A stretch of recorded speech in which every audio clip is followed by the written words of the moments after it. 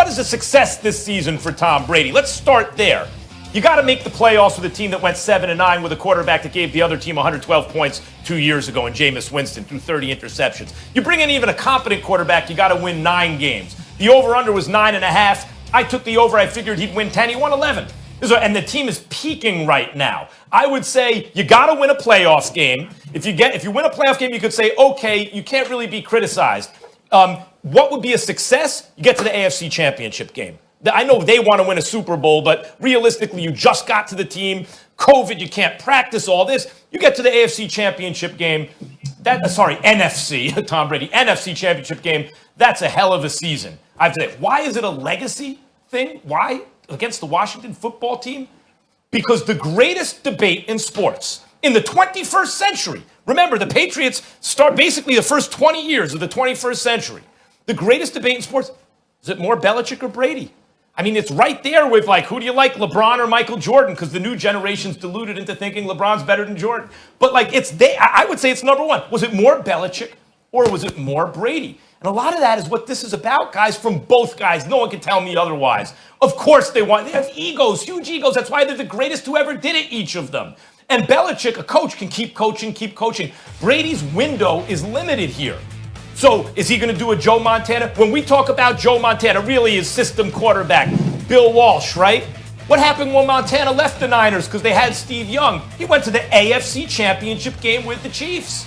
What's Tom Brady going to do without Belichick? Lose in his first playoff game to a 7-9 team that was lucky to be 7-9? If Doug Peterson doesn't go for it on fourth and doesn't yank Jalen Hurts, that's a 6-win team probably. They're not even in the playoffs. You're going to lose to a 7-9 team without Belichick? That's not good for Brady's legacy, and people will look at this evidence now and say, it's more Belichick. That's what these guys are doing right now, and absolutely it will affect his legacy.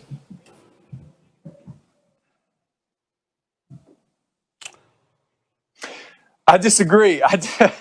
And look, I mean, you could say, yeah, well, you're disagreeing because you played with him for a long time and you have a couple Super Bowl rings. But look, he's 43 years old. He threw for 40 touchdowns, over 100 QBR this season, brought the Tampa Bay Buccaneers to the playoffs. They haven't been there in I don't know how many years, a long time. So when Since you look 2007. at what he's been able to do at 2007, there you go. I was my second year in the NFL. So that's a long time ago. When I think back on his legacy, you think back on these 6 Super Bowl rings, the 9 appearances that he has, the ultimate goal of being in the tournament. And Bruce Arians is right. When you get into the tournament, you want a Super Bowl ring. That's all you want. You play the game to win Super Bowls. It's not to get to an AFC championship or, look, my AFC championship ring, I don't even know where it's at. I think I gave it to somebody. I don't even have it. So at the end of the day, it's about winning Super Bowls. Tom's legacy is cemented in Super Bowl wins. He has that. Has he, in 2007, they should have won that one. Yeah, let that one go. 2012, I was in that one. We let that one go. So he could have more. But at the end of the day, you look at his legacy. His legacy is what it is on the football field. Tampa, he's done a great job in Tampa for coming in at 43 years old, 40 touchdown passes, 4,600 yards, whatever. I mean, come on. He's done a great job this season. Now, Washington, I think they're going to steamroll Washington. They're going to steamroll Washington. They're going to beat up Washington. If they don't win and something happens and Tom, gets hit a million times and he's not able to complete a pass, will people say, well, it's not the same without Bill Belichick? Sure, but his legacy, I don't think his legacy is affected at all. Well, see, the thing for me is I'm not going to lie, and I'll confess on national television, I didn't hear a word of Max's argument. I paid absolutely no attention to it because it's not worthy of any attention.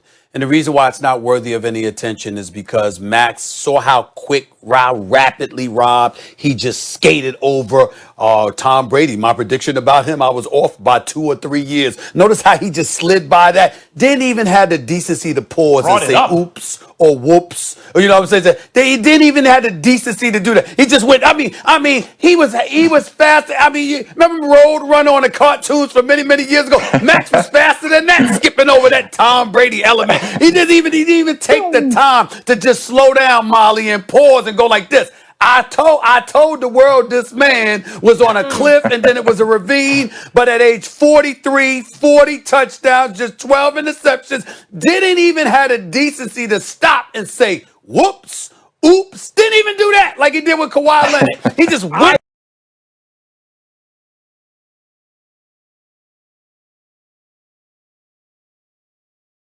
Right brought through it up. In the end, here's it. Listen, I know you brought it up, but like I said, you brought it up quickly. I didn't say you ignored it. I said you went through it quickly instead of pausing. In the end, what it comes down to is this, okay? This has no effect on Tom Brady's legacy. Ain't nobody gonna think about Tom Brady's legacy based off of this game.